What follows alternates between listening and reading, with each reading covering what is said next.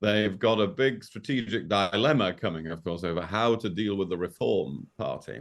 And if the Conservatives get the idea, the answer to all of this is to be a bigger version of the official version of the Reform Party, as it were, that would be a great mistake. And that would not pave the way for the Conservative Party to return to a big force in politics, in government again. So that one false move, and there could be an even worse catastrophe. Labour won a landslide, and Keir Starmer was delighted. Let's hear him. We did it! You campaigned for it, you fought for it, you voted for it, and now it has arrived. Change begins now. Go on, Keir. It'd be a crueler man than me to not let you have your moment. How are you feeling today? You know, Stig, it's absolutely extraordinary. There's no other word for it, really. I'm sitting in the BBC studios rather articulately in Glasgow, where I've been following the results right through the night. And when the exit poll broke here, nobody believed it. Nobody thought it was possible that the SNP could fall to just 10 seats in Scotland.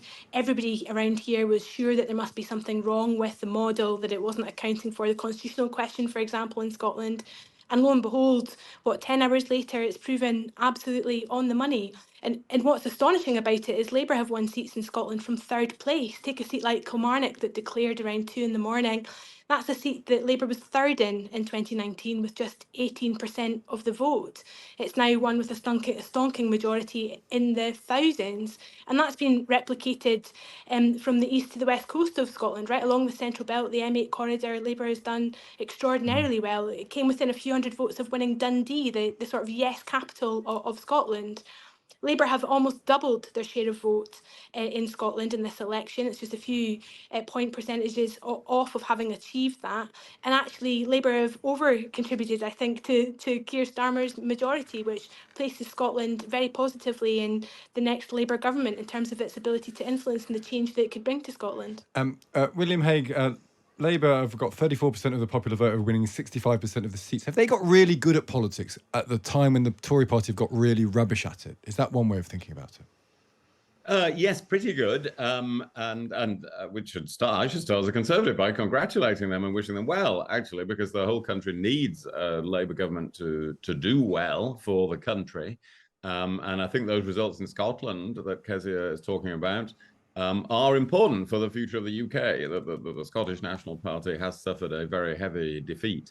But yes, the warning point in all of this is that the Conservatives lost the election more than Labour won it. When you look at the distribution of the votes, the reason why Labour has won so many seats, huge proportion of the seats, is that the Conservative vote went down very, very heavily, clearly the heaviest defeat in the whole history of the Conservative Party. The Labour vote hasn't actually gone up very much, except in Scotland. That's something to do with Kezia, of course. But but in the rest of the UK, the Labour vote has only crept up, if at all.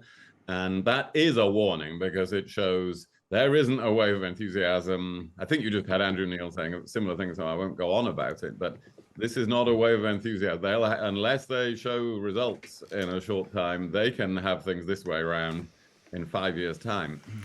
Kezia, no one's buying this, but people are suggesting how they're summarising this. I've gone for lackadaisical landslide. Someone's gone for listless, loveless. Someone's gone for election ennui when they're looking for alliteration. There's a bit of we don't want to take away from the massive victory, because it is a massive victory, but there are little points in there that suggest it's not a revolution. Oh, of course. And, let me be very honest about that. There are two things I think to note from this result. One, turnout is down. We saw that very early on, actually, from the Sunderland results. I think we're nearly 10% down on 2019, which signalled a trend that was then replicated the length and breadth of the country. An awful lot of people have stayed at home. So we need to really think about why that is. The second point I'd want to make, Stig, is we've spent so much time in the last 6 weeks looking at the polling numbers through the prism of political parties and not really spent enough time looking at the polls in terms of what they tell us about the mood of the nation. And the country is angry, it's despondent and frustrated, and many people put a plague on all the political parties' houses, so to speak. And so I think it's wrong to say there's not a lot of enthusiasm for Labour. I think it's correct to say when you read the polls, there's not a lot of enthusiasm for politics and politicians. We've got seriously low levels of trust in politicians and the political process.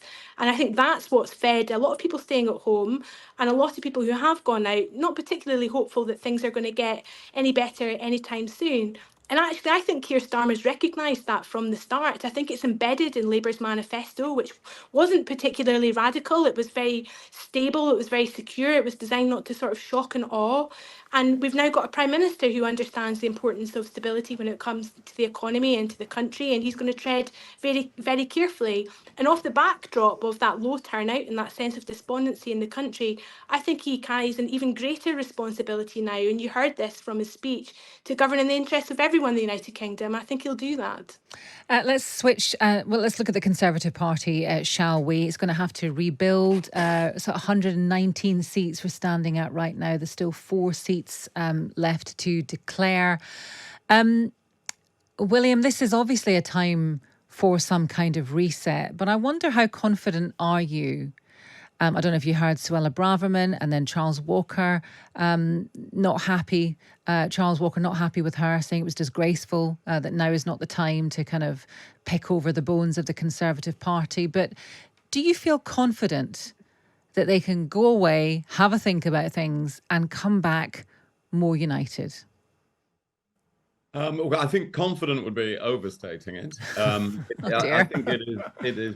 I think it's possible to do that. You know, it's going to be very, very important what move the Conservative Party makes next. And one of the points I will make to a lot of them is that you mustn't rush the choice of a new leader, assuming we'll see what Rishi Sunak announces in the next couple of hours about his exact intentions. But everybody, we're presuming there's a new leader coming along in all of this.